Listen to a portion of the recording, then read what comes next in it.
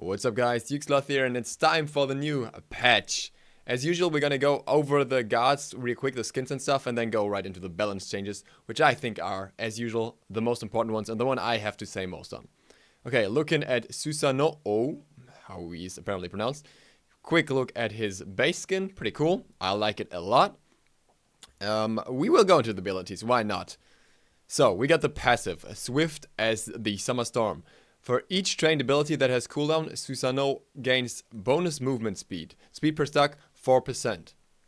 This is actually very interesting, because that means you're faster in terms of rotations on the map as long as your abilities are not on cooldown. We get to rotations and jungle and stuff later, so he will be pretty fast. Then we have Stonecutter. This ability has 3 successive hits. And right now, the numbers seem a little weird to me. Because apparently you can cancel in between.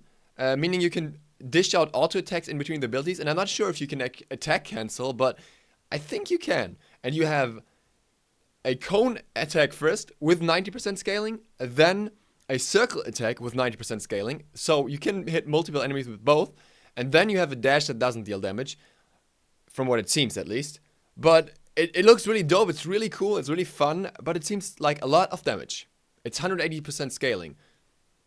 Together with some of the new items, that's pretty crazy. Then we have Windsiphon. Susanoo commands the wind blowing, dealing up to 120 damage and 25% scaling, so not that much damage in a cone in front of him. Enemies on the center of the attack are pulled towards him. Basically, Nemesis with a pull instead of a slow, meaning it's actually better. And this one has a decently long cooldown, where the other one has only 12 seconds. Then ability 3, a Deadstream, where he throws forward a whirlwind and then has the ability to teleport to it. It also deals damage, 30% scaling, and then has a tick. Apparently this tick is 30% scaling every time, so if you stand in that for the full time, you get 120% scaling out of that, but you'd have to be CC'd. No, sorry, even more. Whatever. You'd have to be CC'd for the whole time, which is very unlikely. He may activate this. No, it was actually correct. He may activate the ability again to teleport to the whirlwind. Yeah. I'm not actually sure if the whirlwind stays afterwards, but it's gonna be cool either ways. And it's a very fast travel time. It's not a leap, it's just instant teleport. We have a lot of teleports right now. And then we have the ultimate, Typhoon. Susanoo summons a hurricane at his location that pulls enemies towards the center while growing up to twice in size. Susanoo may activate the ability again to launch the storm in the direction he's facing, knocking up opponents in his path and dealing damage. 140% scaling. That's pretty creepy. And apparently, I thought that the whirlwind would grow and deal more damage, but apparently the only thing that grows is the size, and the damage is always the same. So you can activate it right away and hammer it into your enemies, and it's going to be a lot of damage. Overall, you're not getting away from him. He has a lot of movement speed, and he has a dash to follow up, he has a pull to pull you in, he has a knockback to, well, CC you away from him, but still he has enough means of following up. And he has that jet stream where you can teleport towards you. All that while having pretty high amounts of scaling. Let's see, if we assume you only had a single tick of the Deadstream, you still have 90, 180, 205. Is that actually just that? Yeah, 205, 235, 375% scaling. And he was, according to the patch notes, he was supposed to not be able to kill enemies that easily. And his flat damage is still really high. The 2 attacks of Stonecutter, I think, are like Bologna level scalings. That's 420 base scalings on those. And there's still a dash in there. And he has got the attack cancel, which I think will be pretty strong. I don't know if he's got an attack chain, it doesn't seem like it. But overall, very strong character, I think. From what I can tell so far. We'll have to try him out, but I would say he's pretty strong, especially with the new items and stuff as well. Okay, we got his recolor, also really cool. Then, moving on to the other skins. Vicious Apollo, Sid Vicious. Pretty cool, I like it. Cool animations. It's on the season ticket, I think. Yeah. We have the new Janus skin, my favorite in this patch. It looks absolutely amazing. I don't really play Janus, so this is a big thing coming from me, saying that I like it. Rift Shaker Janus. We have Jokey Loki and Last Love Loki. One of them is a time well, limited and can only be acquired if you buy the bundle right now. Looks like Shaco from League of Legends a lot. So there's that. Then we have Jack Rar Shivalanka, which I would complain about it because it's another robot style-ish skin, but it's really cool. It changes color like the Merc skin did, and the abilities all change color as well, and they look really, really cool. So that's pretty dope. I mean, Shivalanka's not played too much, but that might just make him very popular again. We have Red Vengeance Nemesis. Really cool skin. Not sure why she is getting a tier 2 at this point. She has a lot of skins, and her recolor is already really cool, so I don't think she needs it. I'll probably get it because I freaking love Nemesis, but you know. Radiant Gold Mastery skins. The weird thing about them is because of the drums, the colors look really faded. I feel like they don't really look too different from the base model. I personally don't like it that much as I like other Mastery skins, but that's just me, I guess. New avatar. Allied Strong, hashtag Allied Strong. You'll be able to redeem that by typing in hashtag Allied Strong as soon as the patch is out. Really, really cool. I really appreciate them doing that. I'm gonna get that avatar and I'm gonna keep it for a long, long time. And so should you. Season ticket upgrade. Enigma chest roll at 8000 FP, then the Vicious Apollo at 8500, and an Undying chest roll. That's cool. Now we're getting to the juicy bit. This is gonna be long, trust me. Conquest map change. Conquest Jungle is seeing a few adjustments this patch. This is the jungle changes we've been asking for. We did not get Fog, sadly. I wish we would have gotten Fog, but you'll see. Added speed camp back to the jungle. This buff has been placed at the current mana camp location. Mana camp moved up to where the boars on the solo side were. The boars were therefore removed. The boars on the left side, on the duo side, on the long lane, have an increased XP value, which was already in place this patch, is same as the gold value, by accident. So, ironically, nothing changes there.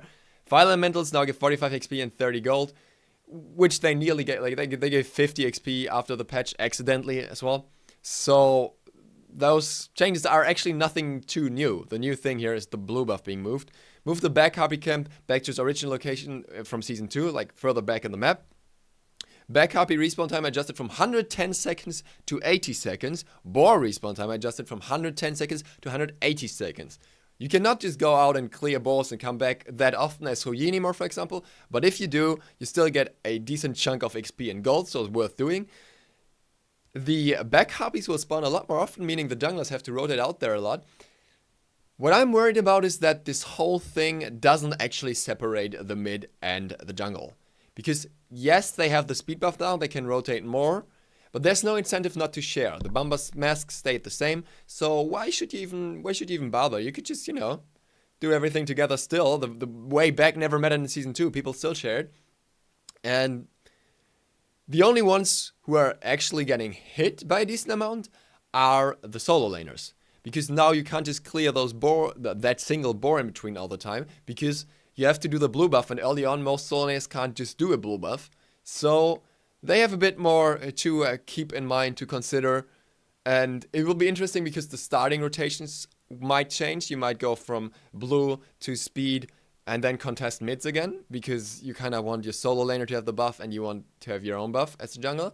So, there will be some changes there, and then, back harps go afterwards. So, everyone will have some back harps up most of the time. So, that's pretty interesting. I still wish there would have been more incentive for soloing camps, and I wish there would have been fog, but it's definitely a good buff for junglers in general.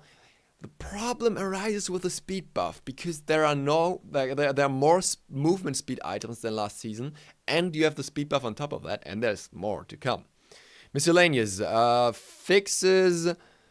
Consumables now appear on a tree similar to the relics tree. Really cool. I like that, because now you can just put one of the consumables somewhere in your pre-build, and that's fine. That's enough. That's all you need.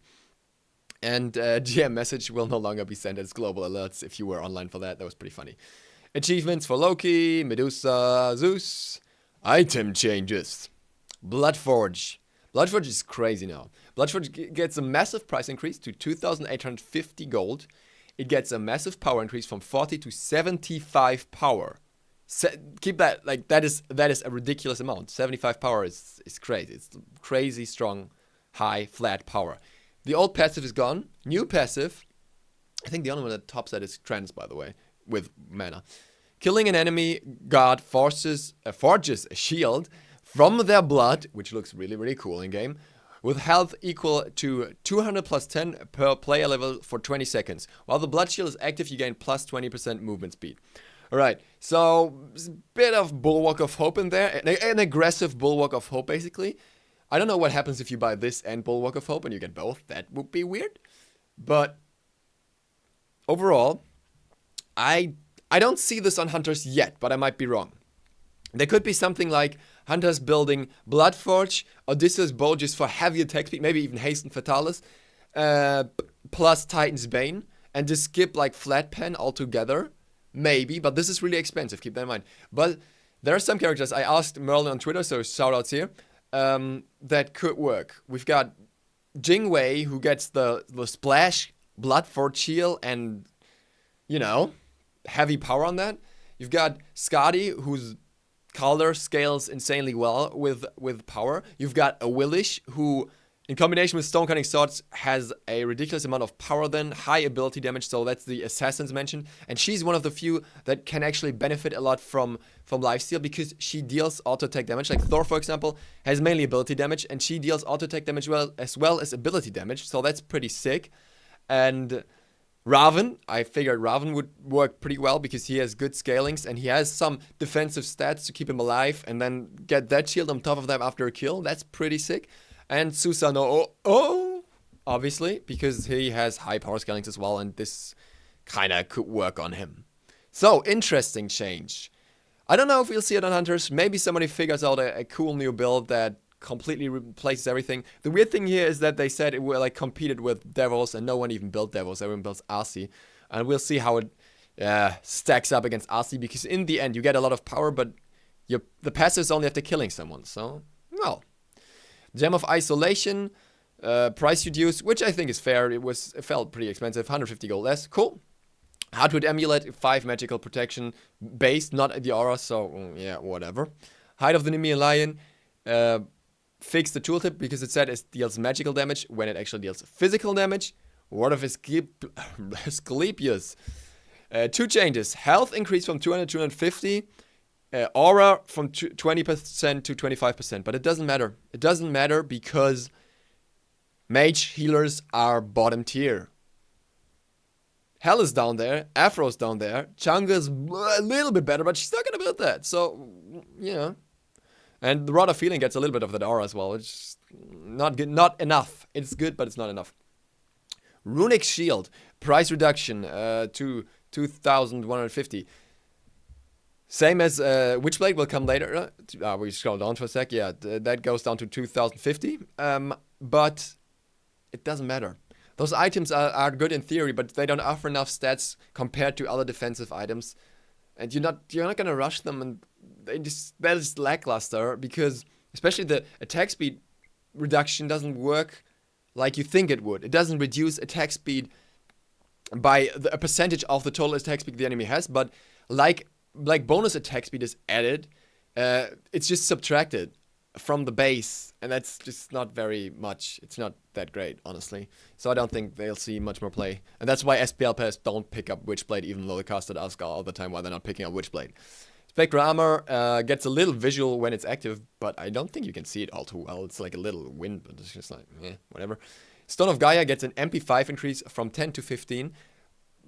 No one builds Stone of Gaia for the MP5. You build that for the HP, and it doesn't provide you with enough of sustain in order to be viable, but the MP5 is just irrelevant. Wind Demon, what the hell is Wind Demon? New passive, your critical hits increase your attack speed and movement speed for 20% for 5 seconds. By 20%, I think that should say, but well. That is creepy. Think Mercury, think Jingwei, think Medusa. Boxing those will be really scary. Really, really scary, because they're really fast and they have a lot of attack speed on top of what they already have. So, I'm a little bit disgusted by this item. I'm kind of annoyed that they took off the anti-heal, because apparently there was a chance for hunters to actually build anti-heal outside of brawlers, and they took it away. And the new passive is really nasty. It's really scary, and I feel like hunters might build this a lot. I feel like hunters might build this a lot, and this might buff some mid-tier hunters more than expected. Maybe even Artemis. Talking about Artemis, we're getting to the guard changes. The traps now look consistent across all skins. So the deal with that is that it's now a transparent red circle on the ground where the trap is, and not the actual trap. I have a feeling that these traps are easier to see than before, because sometimes in like certain areas of the jungle, if you put it on the sand and the trap is sand colored, it's really hard to see. But if it's red, it always stands out, for me at least. Maybe not in the fire giant area, but that's about it. So I'm not sure if this will actually be good for her, but I'm glad that they make it consistent across all skins at least. But might be a little less obvious, maybe another color or so at later stages. Chalk is receiving some love. Rain Dance Slow increased even more. It was increased before, so now we got 40%. And Storm Call base damage increased by 50 per level. I like it. I like it. Chalk's gonna swing that hammer a little harder. And I liked Chalk before. I don't think he's like top tier or anything, but he's fun to play. And this makes him more fun to play. I like it. Freya. Paul's duration increased by 1 second. That is totally fair and acceptable, because she was a little out of the picture. I don't think it will bring her back, but yeah. Kukul Khan. Power of the Wind Jewel. Fix an issue where Kukul Khan's passive would not get modified by Rod of Tahuti's passive. So I think it's a slight buff, but yeah, he is Kukul Khan. Nothing to say there. Nemesis. Scales of Fate. Power gain and loss increased from 4% to 6%. So that's a fair bit. Even more, and still, you know, you can combine that with Equal and stuff. Divine Judgment increased protection stealing from 30 up to 50% to 50% at all ranks. So early Nemesis ults mean you cannot box her, I would say, because 50% of your protection is gone early is a lot, and she only needs a little bit of pen. And if she ever happens to get ahead somehow with a speed buff and stone cutting sword, she is gonna cut you down because she has all the protections and you have none. But how often is that actually going to happen? Because her clear is still garbage, and like compare her to Susanoo's new 2, and it's just not that great. But she might be seeing a little more play. She's going to be interesting. Maybe even as a Baka counter. Maybe. Radiant gets mostly quality of life improvements and some small buffs. Because of Storm, slight projectile speed increase. That's fair because it felt clunky as hell. Fix an issue where this ability would not stop upon being silenced. I guess the all other things you still can't cancel it. It still applies, basically. Thundercrash removed Radiant's collision during his pre-fire when invisible. Radiant will no longer be able to be stun silenced once he has become invisible. I think the wind-up is still the important thing. Like, usually he gets stunned during the wind-up before he even becomes invisible. That's still the case. So I don't think he will be much safer than before, but a little bit. Taiko Drums, time in air increased from 3 seconds to 4.5 seconds, making it a little less spammy, like figure out where you want to land your ult. And reduced movement penalty from 75% to 40%, so he can actually move in that ult. I like it because he's less clunky. I'm worried as soon as he gets less clunky, his scalings are going to show and he's going to be really scary, but making guards less clunky is always great, regardless if it makes them OP for a while. They're going to get nerfed again, but make Najal less clunky, and I would be happy as well with that, for example. Raven, Mystic Rush increased the radius from 12 to 15. Update tooltip to correctly indicate it as a leap instead of a dash. Alright. Cool. Yeah. Tiny change. Scotty. Rune of the Hunt decreased Calder's basic attack damage from 60 up to 100% to 50 up to 90%. Still pretty good. I don't think it did much. A little more Scotty, a little less Calder. But 10%, I don't feel like it's going to be heavy impact, really. We're getting to Vimana. Vimana, Armored Umbrella.